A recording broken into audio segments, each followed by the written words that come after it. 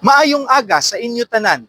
Kagyari kita karon sa syudad sang Dumaguete, Negros Oriental, ang capital city sang probinsya sang Negros Oriental.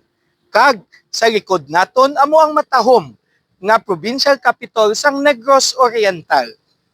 Ginasugid niya nga sadtong tuig 1922 ang orihinal nga kapitolyo sang probinsya sang Negros Oriental nga natuon didto sa may seashore or kilid sang baybayon na sunog.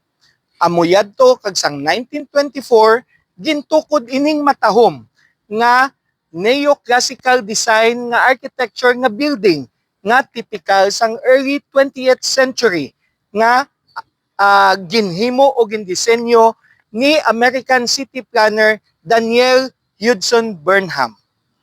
February 25, 1925, sang gininugurahan ining matahom nga kapitolyo sang probinsya sang Negros Oriental upod sa kay Governor Enrique Teves Villanueva.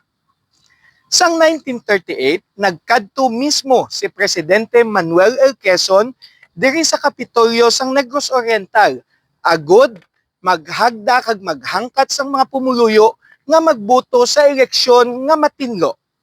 Sang tiyempo sang mga Hapon, ini nga kapitolyo gin-occupy kag ginhimo nga headquarters sang Japanese Imperial Army diri sa Negros Oriental.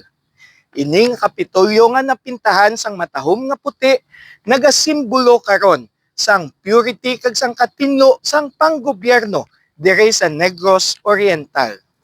Gani sa inyo nga pagbisita diri, hindi magkalipat sa pagbisita kag pag-apresyar sang katahom sang provincial capital sang Negros Oriental. Para sa ihibalo sang mga Victoriasanon, ako, si Konsehal Dino Acuña, ang paryente sang masa.